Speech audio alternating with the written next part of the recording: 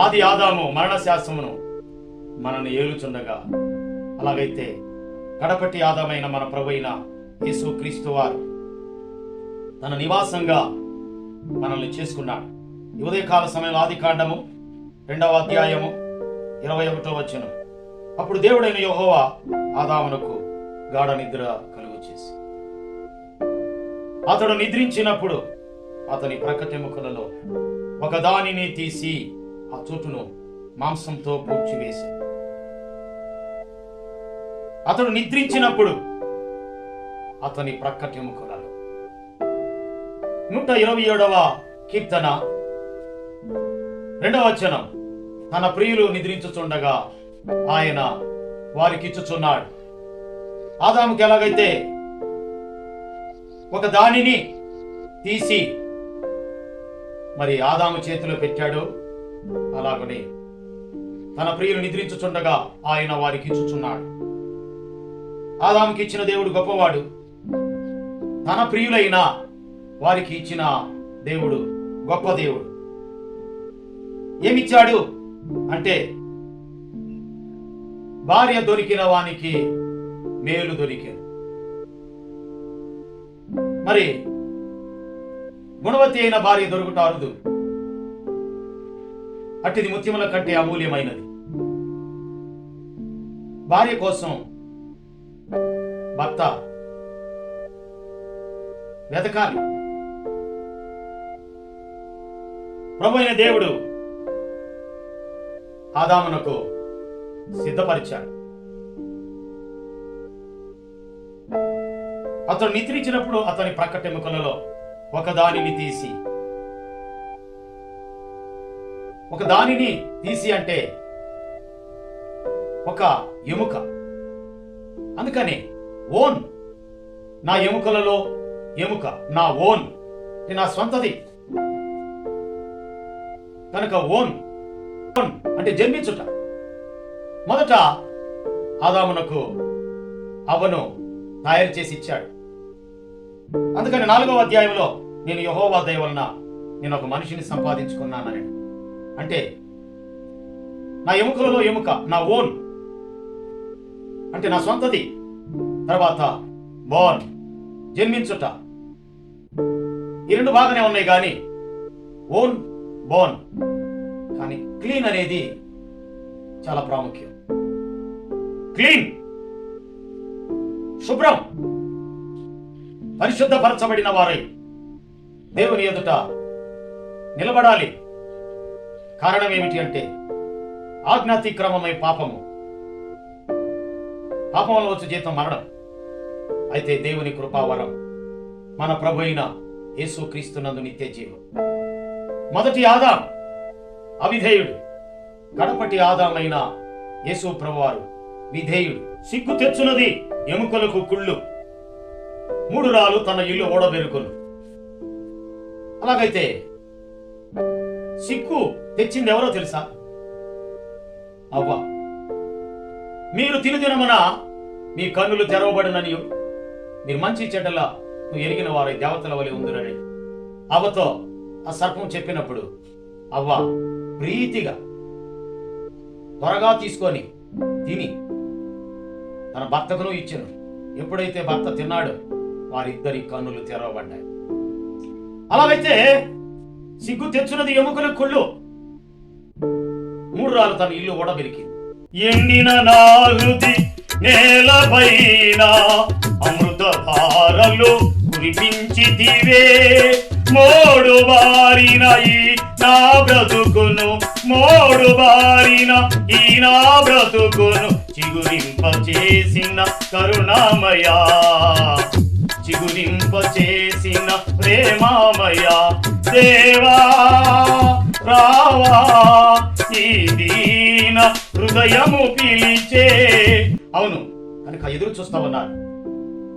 ఎండిన నా హృది నేలపైన, ఎండిన ఎడారిలో లేత మొక్కగా మలిసిన మన ప్రభు అయిన యేసుక్రీస్తు వారు ఎండిపోయిన ఈ ఎముకలు ఇశ్రాయేలీయులు చూపిస్తుంటే యేసు ప్రభు వారు వచ్చి ఆయన నోటి మాట ద్వారా ఆదాము ఆజ్ఞ అతిక్రమించాడు.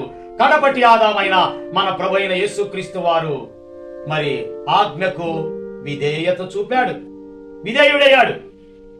అవిధేయులైన పిల్లల వైపు దినమెల్లా చేతులు చాచి పిలుస్తూ ఉన్నాడు. అలాగైతే ఈ ఉదయకాల సమయంలో అతడు నిద్రించినప్పుడు ఎక్కడ సంసోను ఎక్కడ నిద్రపోయాడు? దెలీలా తొడ మీద నిద్రపోయాడు. యోనా ఎక్కడ నిద్రపోయాడు? వాడ అమరమున పోయి నిద్రపోతా నీకేమొచ్చింది?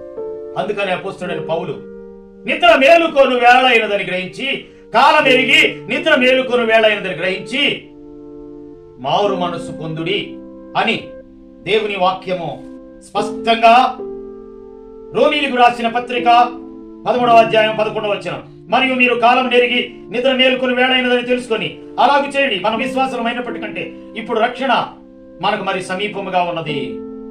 అంటే కాలం నెరిగి నిద్ర మేలుకొని వేళైనదని తెలుసుకొని అలాగూ చేయండి. మన విశ్వాసం అయినప్పటికంటే ఇప్పుడు రక్షణ మరి మనకు సమీపముగా ఉన్నది. సంసోను ఆ మత్తులో, సంసోను ఆ మత్తులో, ఆదాము ఆ గాఢ నిద్ర అనే మత్తులో, యోనా ఆ గాఢ నిద్ర అనే మత్తులో ఏం పోగొట్టుకున్నాడు? దేవుని రక్షణ పోగొట్టుకున్నాడు, దేవుని ప్రొటెక్షన్ పోగొట్టుకున్నాడు. అదిగో సంసోను ప్రార్థన చేస్తున్నాడు, యోనా ప్రార్థన చేస్తున్నాడు.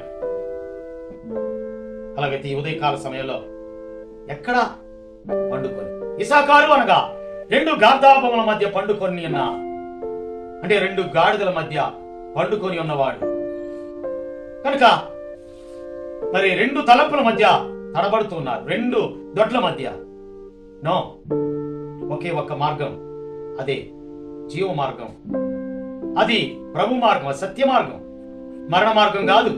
మరణ మార్గాన ఆది ఆదాము అవిధేయులై మరణ మార్గం, ఆది ఆదాము మరణ శాసనం మా శరీరమును ఏలుచుండగా అమరుడవై ప్రభు భువికే తెంచి, అమరుడవై ప్రభు భువికే తెంచి మరణపు ముల్లును విరచి మరణమును జయించిన వాడవు, మరణపు ముల్లు విరచి మరణమును జయించిన వాడవు.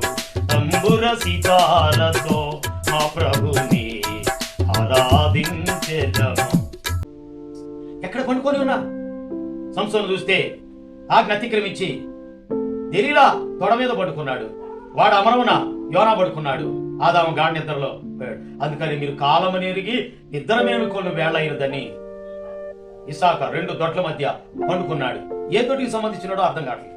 కనుక మన జీవితంలో యేసు ప్రభువుని మన సొంత రక్షకునిగా స్వీకరించి మేల్కోవాలి, నిద్ర మేల్కోవాలి. మేము విశ్వాసులే అని చెప్పుకోవడం కంటే రక్షణ మరి సమీపం ఉన్నది. మనకి ఉదయకాల సమయంలో ప్రభు ప్రేరణలో ప్రభు వాక్యాన్ని విని వాక్యానుసారంగా ఎప్పుడు కూడా నూతనంగా జన్మించాలి. నూతన జన్మ, బోనగై తిరిగి జన్మించాల. కనుక బోన్ క్లీన్ అంటే పవిత్రత. యేసు ప్రభు రక్తంతో, యేసు ప్రభు వాక్యము మన పాపములు మనం ఒప్పుకునే ఎడల నమ్మదగిన వాడు నీతిమంతుడు సమస్త దుర్నీతి నుండి మనలను పవిత్రుడిగా చేయను. యేసు రక్తం ప్రతి పాపం నుండి కడిగి శుద్ధినిగా చేయను. అలాగైతే యేసు ప్రభువా అని పాపములు ఒప్పుకుంటే, పశ్చాత్తాపడితే యేసు ప్రభువారు తప్పనిసరిగా క్షమిస్తాడు. క్షమించుటకు సిద్ధమైన మనసు గలవాడు. మరి సమయంలో ఒక దేవుని సేవకుడు ఉన్నాడు, మరొక సేవకుడిని దుర్భాషలాడాడు. ఇంతవరకు ఆ సేవకుడు ఇంతవరకు పలుకోడు. కారణం ఏంటి? వారి మధ్య కన్ఫెస్, ఒప్పుకోలేదు, క్షమాపణ లేదు. అందుకని వారిద్దరి మధ్య సమాధానం, సఖ్యత లేదు. ప్రార్థన. ప్రేమ గల మా ప్రియ పరలోకమందున తండ్రి, సంధి చేయడానికి నీ స్వరక్తం ఇచ్చి సంపాదించుకున్న సంఘం తండ్రి వందనాలు. ఆది ఆదాము వివేచన లేక ఆ పండు తిన్నాడు. మీరు మిమ్మల్ని మీరు పరీక్షించుకొని వివేచించి దాన్ని పుచ్చుకోమంటున్నారు కనుక నాయన వందనాలు. ఇది నా శరీరం, నన్ను జ్ఞాపకం చేసుకో. ఇది నా రక్తం కనుక మరి మిమ్మల్ని మీరు జ్ఞాపకం చేసుకొని, పరిశీలన చేసుకొని, ఒప్పుకొని ఈ రొట్టెను తిని పాత్రలను త్రాగిన వాడు నిత్య జీవం గలవాడు, అంత్యజనాన్ని లేపుతాడు. కనుక పరీక్షించుకొని ప్రభు ప్రశస్త రక్తం పరీక్షించుకొని ప్రభు శరీరం పుచ్చుకున్నట్లుగా విశ్వాసులు అని చెప్పుకొని పిశాచుల్లాగా ప్రవర్తించే నిద్రబోతులుగా, తిండిబోతులుగా ఉన్న వారికి ఈ వాక్యము హెచ్చరిస్తుంది. కాలం ఎరిగి, ఇది ఏ కాలం? పోయే కాలమా లేకపోతే రక్షించే కాలమా అని తెలుసుకొని అలాగా చేయుడి అని వాక్యం సెలవిస్తుంది. ఇదే మిక్కిలి అనుకూలమైన సమయం, రక్షణ దినం. నీ సన్నిధికి వచ్చి ప్రభువా నేను పాపిని అంటే క్షమించడానికి సిద్ధంగా కృతజ్ఞత చెల్లిస్తాను. యేసు ప్రభు నామంలో ప్రార్థన చేయించున్నాం. ఆమేన్. తండ్రి అయిన దేవుని ప్రేమ, కుమారుడైన యేసు క్రీస్తు వారి కృప, పరిశుద్ధాత్మ నిత్య సహవాసం సదాకా తోడై నడిపించు. ఆమేన్. ఈ వాక్యం మీకు నచ్చినట్లయితే లైక్ చేయండి, షేర్ చేయండి, సబ్స్క్రైబ్ చేసుకోండి. దేవుడు మిమ్మల్ని మీ కుటుంబాన్ని దీవించి ఆశీర్వదించి బలపరచు. ఆమేన్.